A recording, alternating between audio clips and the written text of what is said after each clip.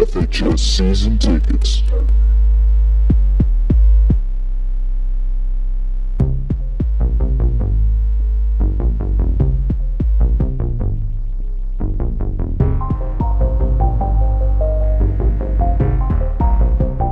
Welcome into another episode of FHS Season Tickets. I'm Michael. I'm Nick. I'm Miles.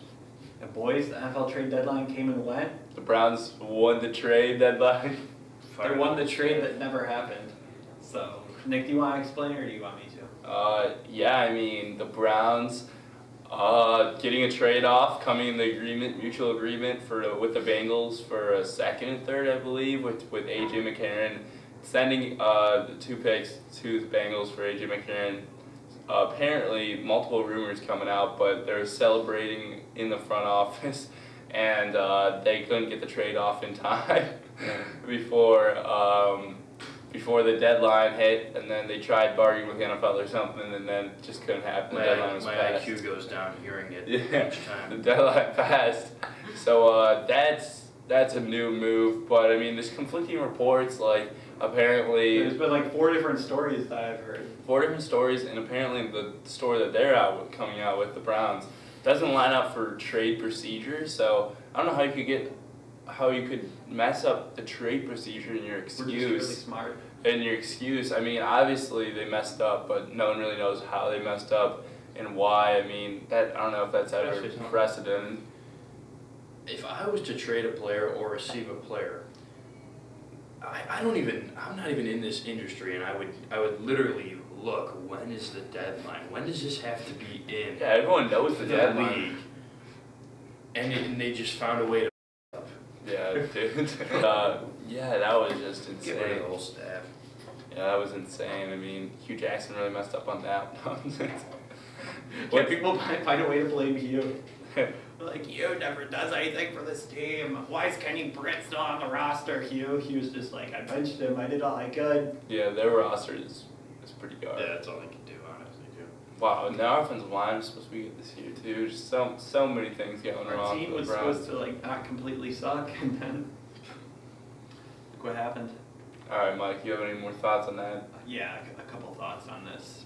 Do you guys think AJ McCarron is that good? Yeah, I mean, I'm not mad about the player we didn't get. I'm just mad that happened Yeah, in general. I think Like, if a front office has their mind up for something, it happens. Like, you gotta know how to do the procedure. That's just 101, man. I mean, that's how you know I'm from Cleveland, man. It still gets me mad. Like, that was just embarrassing. Like, I feel bad for you guys, so. What do you think was the worst move? Thinking that AJ McCarron was worth a 2nd and a 3rd round pick, or not getting the trade in time? Because I'm not sure what's worse.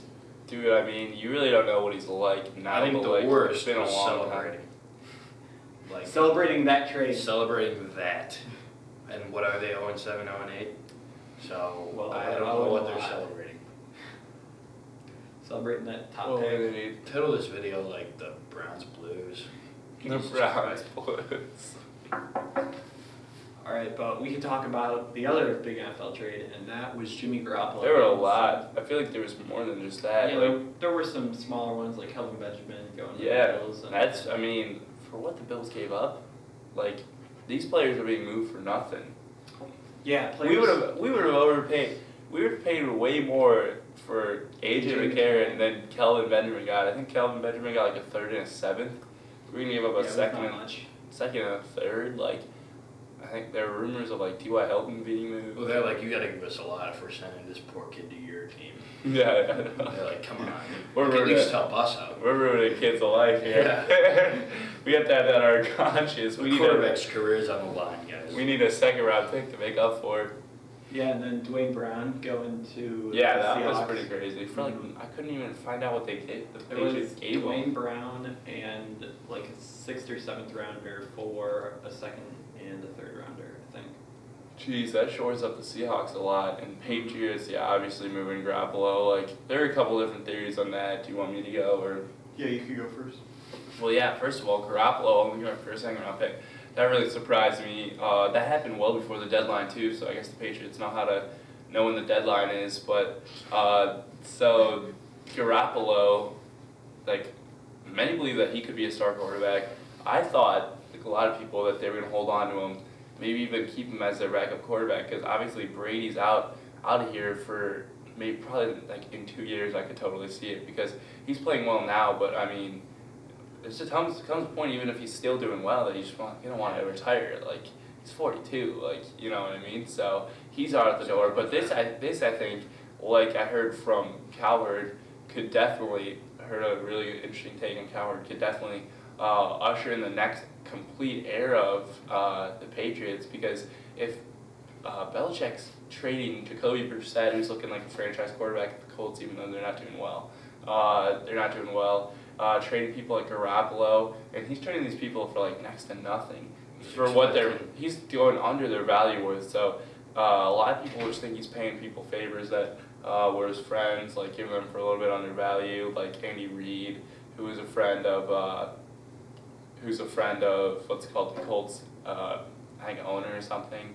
And then, 49ers, Shanahan, obviously Kyle Shanahan, the son of Mike Shanahan, who's a friend of Belichick. So this could be an early indicator of Belichick saying, I'm out the door after Brady leaves. So, I mean, I could totally see that. But it also, maybe they're stocking for the future with these picks. But, I mean, again, they're getting, like, they should have, like, a pretty old roster for, like, you don't really see the bunch of future. I mean, trading Jamie Collins, too. Like, it might be ushering towards the end of the long Patriots dynasty so far.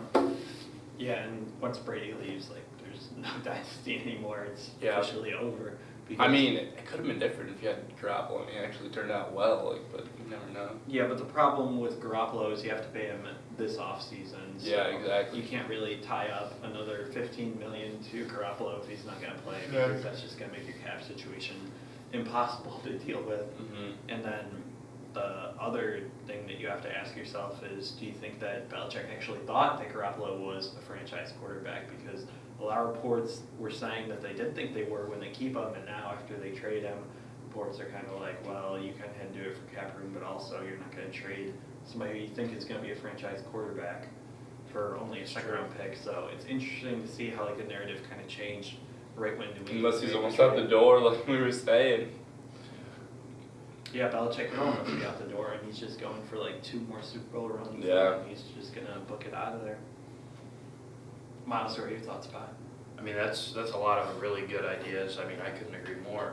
And just leaving it to just Brady almost after that, you just think about, like, do they really think there's gonna be like another guy like him? Like, I don't know. Yeah, there's no one. He's not making any clones, boys. Yeah, literally. Yeah, I mean, I definitely think that things are really going to change in the next 2 to 3 years with the Patriots, and Yeah, it's gonna be crazy. that's a given. I've never been alive for like a bad Patriots team, basically. Yeah, and it's crazy how bad they were before we were born, too. Yes, So they that's were. kinda fun. They were like the Browns Yeah, from the literally. 1980s Really? to the Yeah. like 1990s, early 90s. Yep. They're So I think that's easily- just hilarious. So They're easily the best team of our lifetime. it's going to be like Mhm. the Lakers for us. We're going to get that taste of like their downfall for a little while. See what happens. Yeah. Yeah, hopefully. That or the Spurs would have to be the best pro team in our lifetime. Probably them, honestly, because the Spurs haven't been that great since like the last title. Yeah, with the Spurs, they're just regular season records are just historic. As with the Patriots too, those are definitely the 2 teams that Oh yeah, Patriots. just put themselves away from everybody else. I think if LeBron would stay with the Cavs would definitely be in there. But that's obviously not in there. But Alright. After our 4 years of Yeah. complete just incompetence. yeah. Yeah, we stuck with it. Miles, going back into your clones part, do you think Tom Brady is like the least athletic great athlete of all time? Yeah, that would be a Like, bad clone in my kids, opinion. His kids are like not going to be athletic at all. Not gonna live up to it. Can't really run. Yeah, I mean, he was just made to throw the ball. Yeah. I mean, simple as that. Any quarterback's not going to be as athletic as the rest of the team. So you have to really think about that. Some of them I are. mean, Braxton Guys like Miller. Jamie Newton. Swingston, Cam Newton. Okay, yeah, definitely. These young guys are looking really athletic, but Yeah, you just but gotta Peyton Manning, just gotta wait a Phillip second. Rivers. Yeah, wait for those guys to get old. Ben Roethlisberger. Yeah, I Yeah. mean, it's just definitely how the position rolls out, and yeah, Ben Roethlisberger, my lord. That man's gonna be like Shaq when he retires. He's just gonna let himself go. Like He's gonna be eating all the donuts. Yeah, he's gonna. You already know those types of players that when they retire.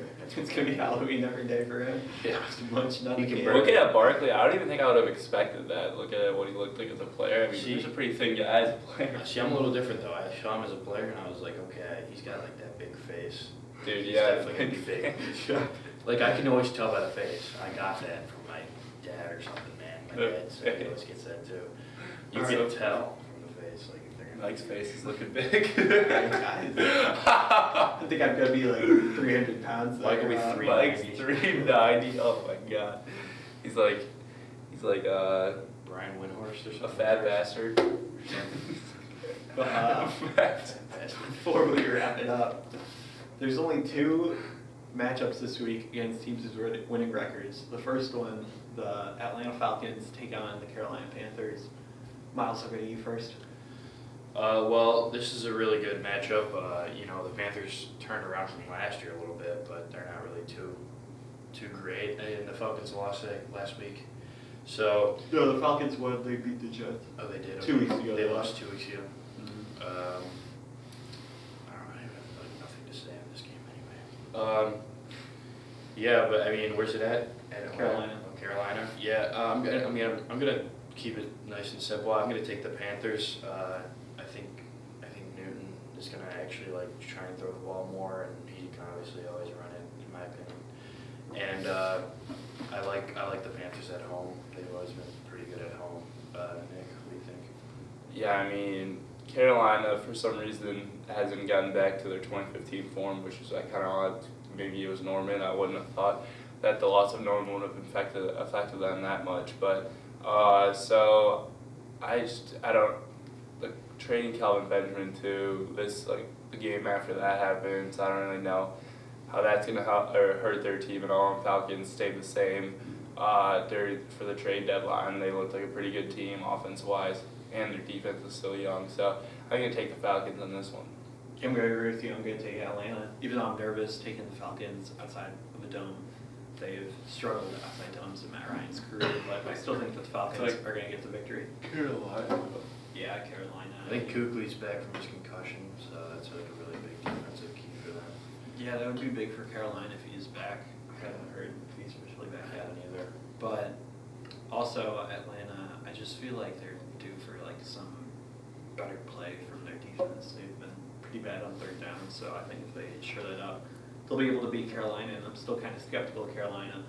But the final game we're going to be previewing, Kansas City goes to Dallas to take on the Cowboys, who are probably at this point without Ezekiel Elliott. Nick, I'll go to you first. Yeah, I mean, I think that 4-3. Yeah.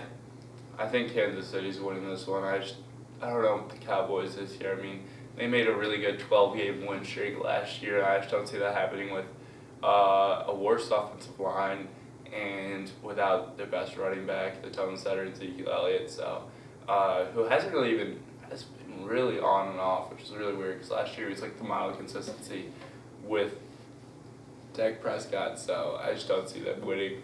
Gonna win here, and it's gonna be crazy because Philadelphia is gonna be like the clear winner in the NFC East. So, that's really weird to say. I don't think I would have even thought that going into the season, especially 7-1.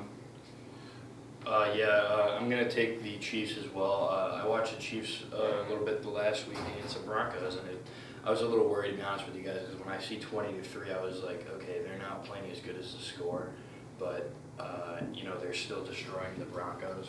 You got to take in the fact that Zeke's going to be out now. It's most likely for sure. And like Nick said, Dallas is just simply not as good as they once were, and I don't see how they can beat pretty much the best team in the league now, as well. So I think that's clean and simple for me. What about you, Mike? Yeah, I'm going to take Kansas City as well. They've been really consistent all year. Their last loss against Oakland was kind of fluky, and they look fantastic against Denver. Their defense just making plays all over the field. Trevor Siemian is horrible, so that kind of helped. But still, Marcus Peters, I think, had 2 interceptions against Trevor Siemian, and their defense was just making plays everywhere. So I think the Chiefs are going to get the victory. Hopefully Kareem Hunt gets back to what he's been doing at the start of the year because Yeah, we're waiting on that. he hasn't scored that many touchdowns in the past like 4 or 5 weeks. I think he's only at 1, so maybe he'll get back to his scoring ways, and we'll see if the Chiefs can keep up with the other top 2 teams in the AFC, the Steelers and the Patriots. Anything else you guys want to hit before we wrap it up? No, I think we're good there. All right, I'll wrap it up for this episode of FHS Season Tickets. I hope you guys enjoyed. If you did, make sure to leave a like and also subscribe for more season ticket videos. Peace.